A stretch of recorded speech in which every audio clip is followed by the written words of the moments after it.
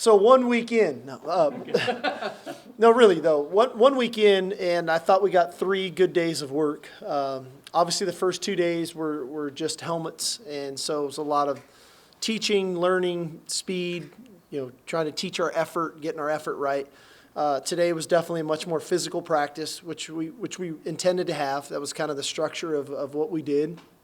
And I think there's a lot to learn from today, of just the value of still playing physical, but knowing what to do and how to do and why to do and things of that nature. But I'm pleased with where we're at for 3 days. But by no means are we a finished product. We've got a lot of work to do. I just talked to the team about that at every position group, every player, both sides of the ball, special teams, we've got a long, long way to go. But to think that this is what we got out of the first 3 days, I am very pleased. Question. What position do you feel best about? Depth, athletic ability, learning, trust? Probably too early. Quite frankly, it's probably too early. I think we have a deep team. I do. I feel good about a lot of our position groups of just, I think we have enough experience kind of across the board on both sides of the ball. I think that we've got a good influx of young talent on our team. I think it's competitive. So I'd hate to say right now that one position group just feels so good.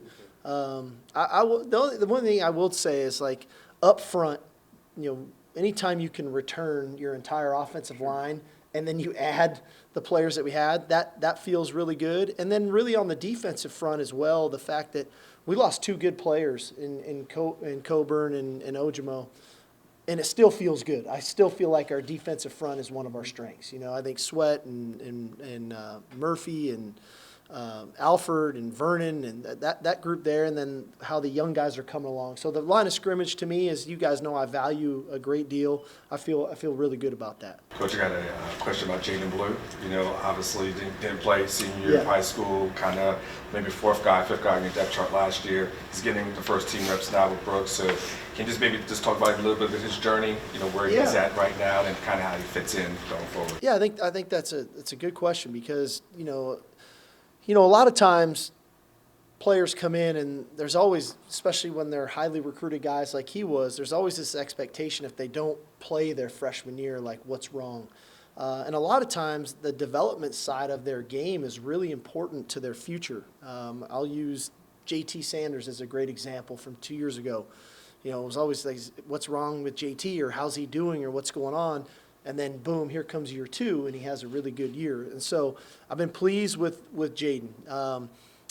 Not only the physical maturity, but I think the mental maturity of how to attack every day. I thought he did a really good job last year of really learning from 2 great guys to learn from in Bijan and Roshan, but also Keelan and Jonathan Brooks. And now, as we're kind of monitoring Keelan and Jonathan, Jaden's getting a lot of the first team reps. And you can see a lot of the things that we've been working on a year ago come to life. I thought today was a physical day. There's some hard, tough runs, and he had some really nice runs and got through there and in traffic between the tackles. And we know what he can do on the perimeter, but to be a back in our offense, you need to be a complete player. And I'm pleased with kind of his development up to this point. And you like a featured back? I would. I've used to that. Yeah. I've never not had a 1,000-yard rusher in calling plays in college football. And so the fact that can we get there with one of these guys, we will find out. I do think we've got a lot of good depth there, especially when Keelan and Jonathan are really healthy and ready to go. We got Jaden Blue. We got the influx of Cedric Baxter. Trey Wisner is going to be here in the fall. We moved Savion Red there. So we've got a really talented room. If it feels like one guy can be the feature guy, that would be great. But if we use 2-3 guys in there that play and complement one another, I think we'll be okay with that. But again, time will tell. We have time to get to that point. Sorry, kind of going back to Onwar's question a little bit. Jeray Bledsoe was a guy that had to do a lot of work last fall. Where is he just in the process of learning and developing his body? And do you have an idea of what kind of role? Well, I think physically, Jeray, at this point, in this stage, he's probably one of our most gifted athletes, a very gifted player, and he's done a really good job in the weight room with Coach Becton. He's strong, he's fast, he's explosive. I think that between PK and Bo, they've worked with him of finding his role and finding his niche. I think Coach Banks we've got a really good role for him going on special teams right now as well. So it's just that natural progression for him. And again, 3 days in, you can feel his engagement, you can feel him involved, you can feel his presence on the field. Not perfect yet, and that's okay. I don't expect these young guys to be perfect 3 days in, but I do expect them to develop throughout spring and not make the same mistakes time and time again. And that's going to be one of the challenges for not just Jure, but a lot of our young players as they grow through the next 12 practices of spring. At receiver, you've got 3 guys who are in their first semester here, already in the top 2. And in the past, you've had guys who are newly arriving have to work their way up. Yeah. What has them already in a position to be at that spot? Yeah, I mean, I think we've got 3 returners that are good players, obviously, in Xavier, Jordan, and Casey. And I thought Casey really came on there, especially had a nice bowl game for us. But then all of a sudden, AD, who has showed up, has played a lot of football at a high level at Georgia. Jonte, I think, has been exposed to a lot of good football there, obviously at DeSoto, and he's worked at his craft to get there. And DeAndre, very good player. Now, we're all excited to get Isaiah Nair back, and so the competition in that room, I think, is going to be very good. But in the end, as we've touched on, that was a real point of emphasis of ours, that our passing game needs to improve for us to be the team that we want to be. And so rolling those guys in and getting them exposed to playing right now, I'm really comfortable with where they're at. And you speak about the wide receiver today. I was seeing Xavier just talk to Jonte and kind of teach him little things. How important is that to have a guy like that teach? It's really big. Like there was a really cool moment today in practice that we were in a team run period where Jonte was still trying to figure out, like, are we, do I block this safety? I mean, I got to go down here and I got to block, Keaton Crawford, who's storming down and get this block done. And then Xavier and Jordan talked to him, like, we got to go block that guy. And then we go to the next period. Xavier has the same block, and he goes in there and puts his face on him and blocked him. And I celebrate it because that's growth for Xavier. But that's also a living example for Jonte of what it looks like and how to do it. And that's the idea when you have veteran players showing the way for the younger players how to do it. And I think that's where we're kind of at now as a program, that our veteran guys know what and how and why. And now they can be sometimes that voice for the younger players. It doesn't always have to come from us as coaches. Coach, going back to the running backs, obviously the big transition, losing a lot in that room. How much do you lean on Coach Choice? How valuable is he in kind of mentoring that next group up? Coach Choice is a great coach, great mentor. Obviously has playing experience, has coaching experience. As much as he coaches them on the field, he coaches them off the field. I think he puts them in a real position to be successful in life and as a player. So yeah, we lean on him. I mean, like I would every other position coach. I try to have a great relationship with all 122 guys I have on the team. That's hard to do sometimes, and so the position coaches are invaluable in making that connection and developing that trust. And pushing the players and demanding of what the standard is in the program. And Coach Choice is right there at the top of how to do it. I think he does a great job.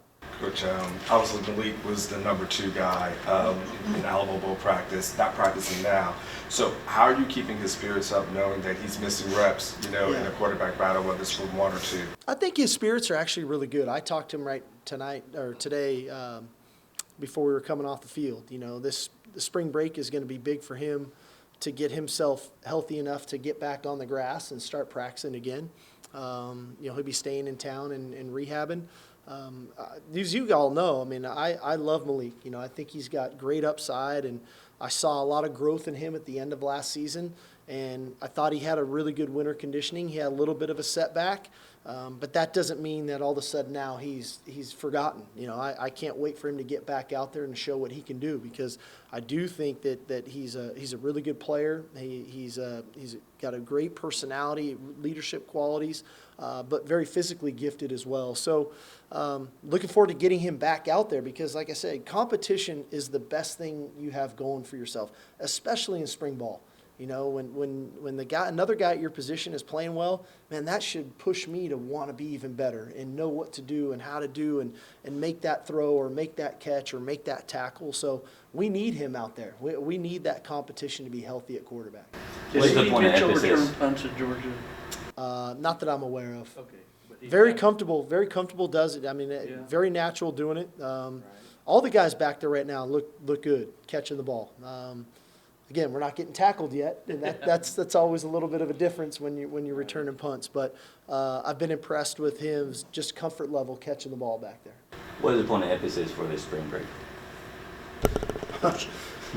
Life is about choices and decisions, right? And the emphasis is making good choices and decisions. I think we've all, you know, like I talked to the team, we're all watching Sports Center at night and seeing things of what's going on in sports right now off the field or off the court with some high-level players. And sometimes it's not always the choices and decisions you make, but the choices and decisions of the company you keep and that they're making. And so I just challenge the guys on making really good choices and decisions over the next 10 days, getting some workouts in so that when we come back, that they don't take 2 steps back after the work that we've put in.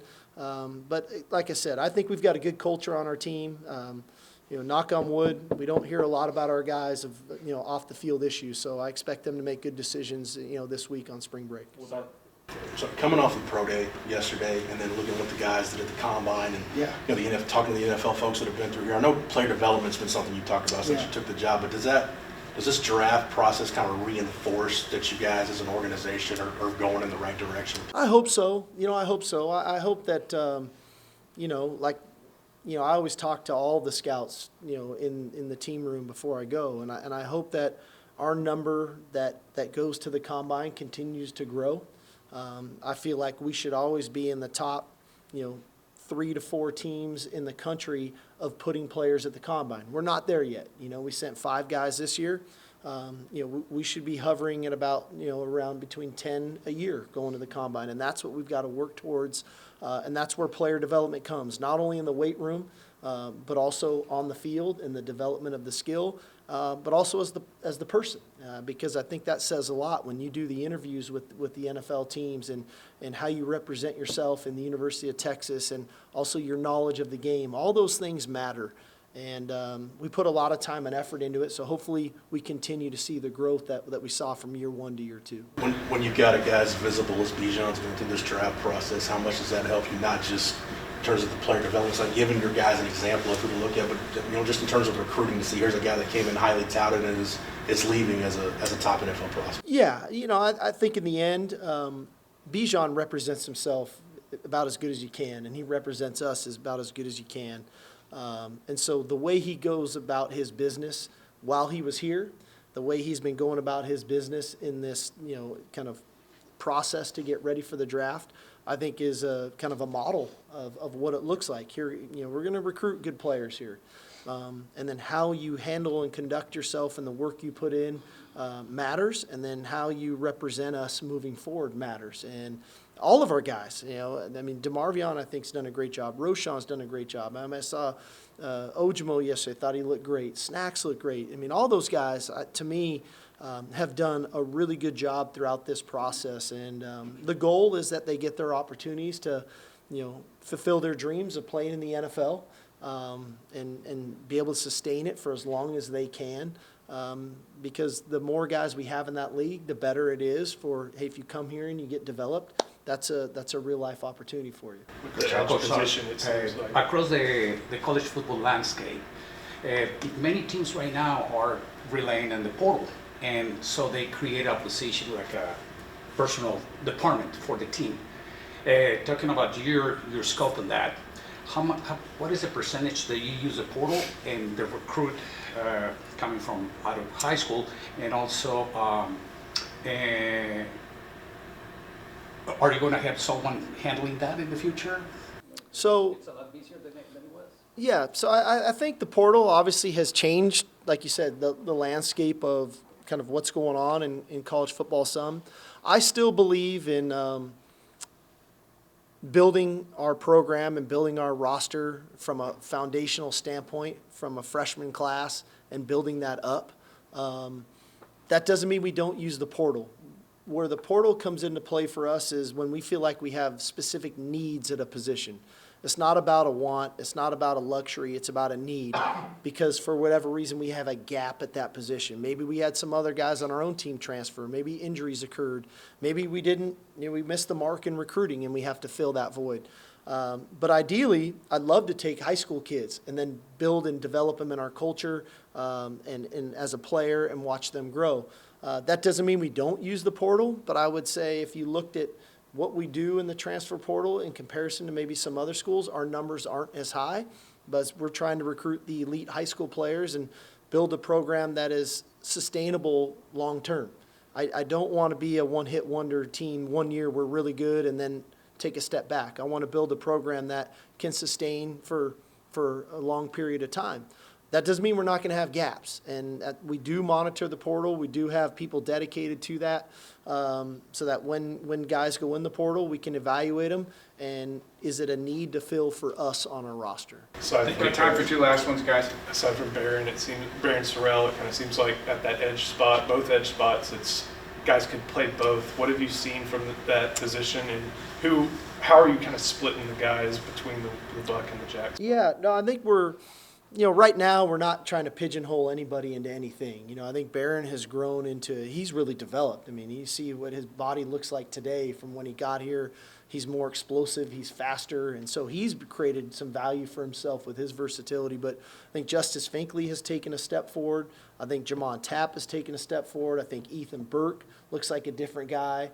We've got high expectations for Colton Bosick, and I'm probably leaving some people out, and that's where Jere Bledsoe has some position flex for us as well. So right now, we're not trying to pigeonhole anybody anywhere. We're kind of letting them roll and kind of seeing where the dust settles a little bit at those two spots. Coach, as relates to Byron Murphy, what kind of improvements has he been making in the offseason? I heard he's done really well with winter conditioning, and maybe your expectations of him. Yeah, I love Murph, man. He, I would say for a guy who wasn't a frontline starter, he was definitely impactful for us when he played. He's very disruptive, he's strong, he's powerful, and the thing I'm seeing from him now is the leadership is starting to come out. All of a sudden 2 older guys leave, who else is stepping up? Trevondre Sweat, Byron Murphy, 2 guys that have kind of taken the bull by the horns there and doing a nice job. So Murph, again, I think he's going to have a heck of a year for us. He's working hard. I think he's wired right. He's got a real mentality about him. He's tough. He's physical. He wants to be really good, and he works at his craft.